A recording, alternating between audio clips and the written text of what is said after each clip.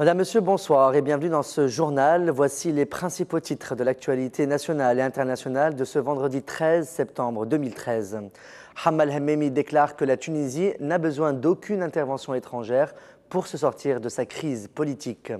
Les 12 de la coalition nationale pour la réussite du processus démocratique appellent à l'organisation des élections dans un délai ne dépassant pas le 20 mars 2014. Et à l'étranger, la crise syrienne est toujours en haut de l'affiche avec les pourparlers américano-russes qui ont débuté à Genève, l'envoi de documents sur ces sites d'armes chimiques par la Syrie à l'ONU et le refus de l'opposition armée syrienne de tout accord avec Bachar al-Assad.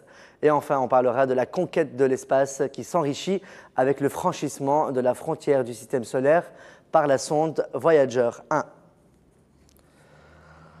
Commentant l'intermédiation algérienne pour la reprise des négociations entre les opposants politiques tunisiens, le porte-parole du Front populaire Hamal Hememi a déclaré sur les ondes d'une radio locale hier, jeudi, que la Tunisie n'a besoin d'aucune intervention étrangère pour se sortir de la crise politique qu'elle connaît actuellement. Cette déclaration fait suite aux entretiens qui ont eu lieu à Alger ces derniers jours entre le président Bouteflika et Rachid Ghannouchi ainsi que Béji Caïd Essebsi.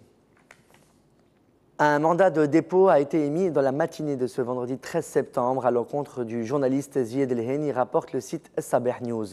La même source précise que les avocats du journaliste ont demandé à ce que le dossier soit transféré à un autre tribunal, mais se sont vus refuser cette demande par le juge d'instruction qui a ordonné un mandat de dépôt contre El-Heni sans l'auditionner.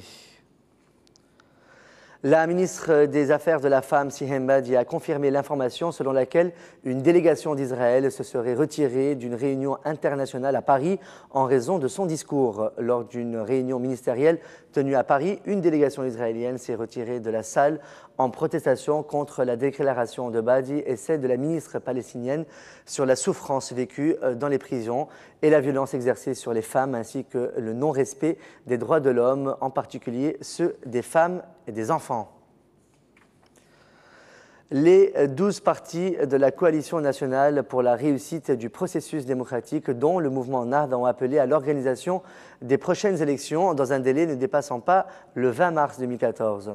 Ils ont appelé également à la tenue d'un congrès urgent de dialogue qui associera tous les partis politiques tunisiens sans exclusion.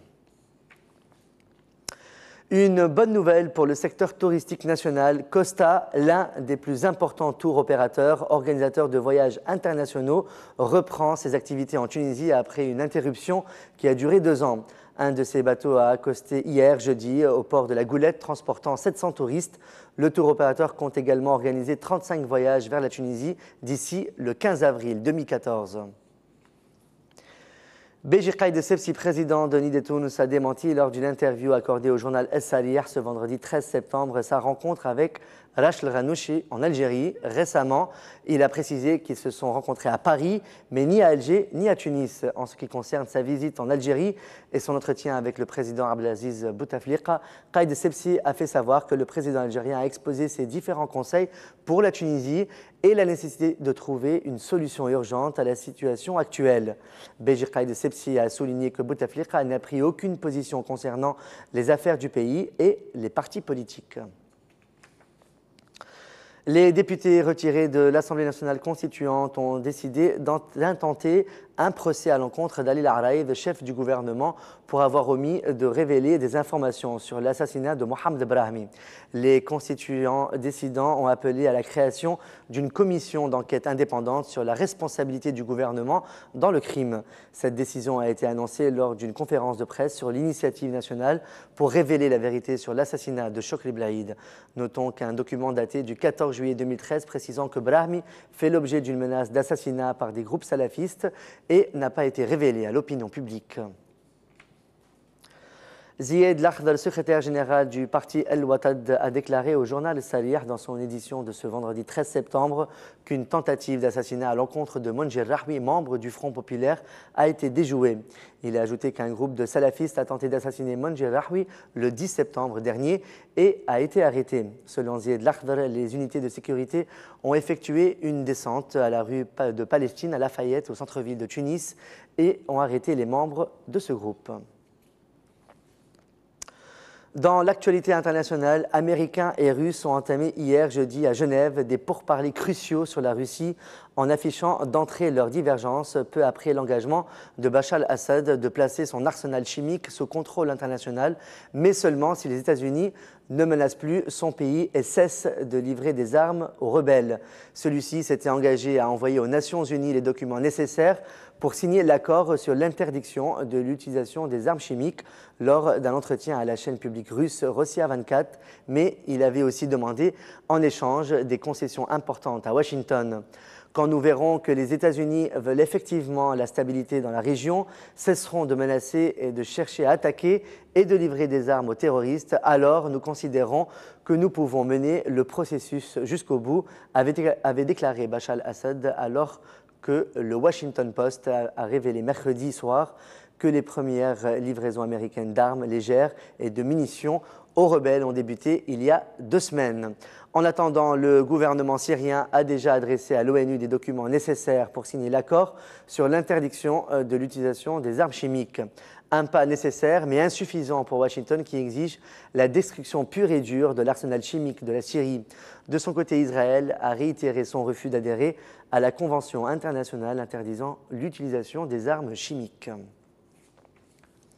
Le général Selim Idriss, chef de l'armée syrienne libre, a rejeté jeudi le plan russe. Il ne faut pas se contenter de retirer au régime syrien l'arme chimique, l'outil du crime, mais juger devant la Cour pénale internationale l'auteur du crime qui a reconnu clairement posséder cet outil et accepté de s'en défaire, a-t-il dit.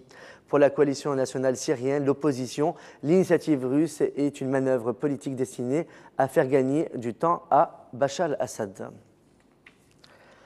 La sonde Voyager 1, qui circule à 55 000 km/h, aurait franchi la frontière du système solaire durant l'été 2012. Elle se trouve actuellement à plus de 18 milliards de kilomètres du Soleil.